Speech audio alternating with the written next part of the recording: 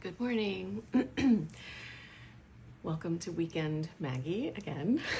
Someday I will do my videos with a little more polish, a little more makeup and prep. But anyway, if I did that all the time, I would probably not make many little videos. At work, we were talking about having faith in the school. I work at a school, and it made me think a lot about relationships and trust. And I was thinking about what Esther Perel says about the quality of your relationships is a reflection of your quality of your relationship to yourself. And I've been really working on my relationship with myself for, well, I guess off and on for a while, but more intensely more recently. And a big part of that for me is learning about attachment styles. And when I first learned about attachment styles, it was discouraging because it was back when the thought was that it couldn't be changed. However, when I was doing my counseling program more recently in my life, the great news has more recently been that we can actually heal our more difficult attachment styles and become more securely attached. And I also learned that different relationships bring out a different attachment style in you. So you don't just have one attachment style, you have elements of all four of them. And so your relationship with, your mother might be more fearful, avoidant, and maybe relationship with a colleague or something could be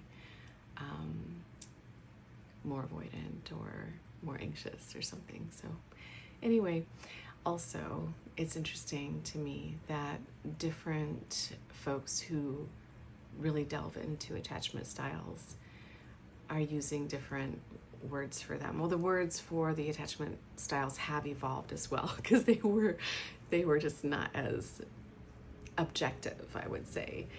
And there's a person who I really admire who is, I would say, at the forefront of this topic.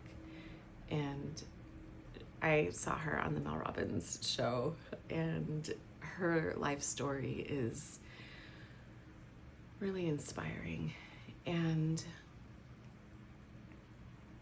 also her approach makes a lot of sense to me, because she shares that our attachment styles are formed, when we're very, very young, and that they come from the subconscious scripts that are running, from those experiences, the meaning that we make from those experiences, the trauma that experiences can cause, create these schemas or scripts, beliefs that are underneath everything and run everything, because that's where we're positioned, that's where we're coming from.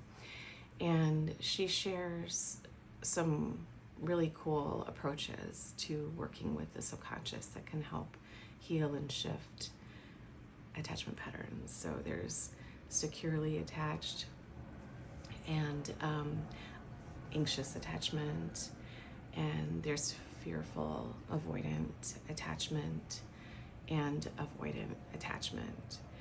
When I hear fearful avoidant attachment, I personally would say anxious avoidant attachment. And each of these attachment styles, which I think is an interesting word because it's not something you just try on and take off or something, or have a whole lot of choice in. I mean, you do have some contribution and power to heal and shift and change if you're very mindful about it or whatever. But attachment style, I don't know about that, calling it a style, but anyway, maybe attachment patterns. I think it used to be called attachment patterns. Anyway,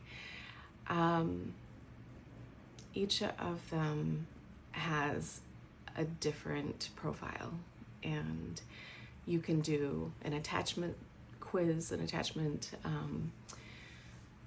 style or pattern quiz that can help you see what your dominant pattern is.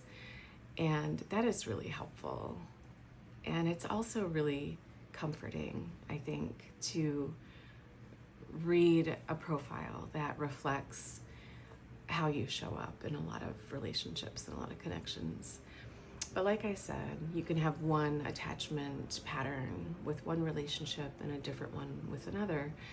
However, overall, you have a dominant one that is a reflection or based upon your experiences, the meaning that you make of your experiences from when you're a young child. And when I say meaning that you make of your experiences, it's not even as if it's that evident or conscious. It's really deeply subterranean, where it's coming from.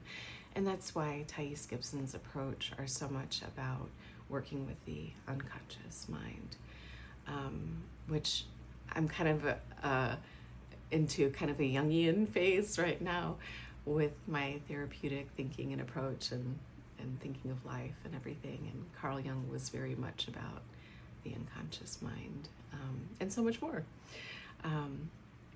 But I think I'll stop there, and I will put an attachment quiz as well as some resources in the description.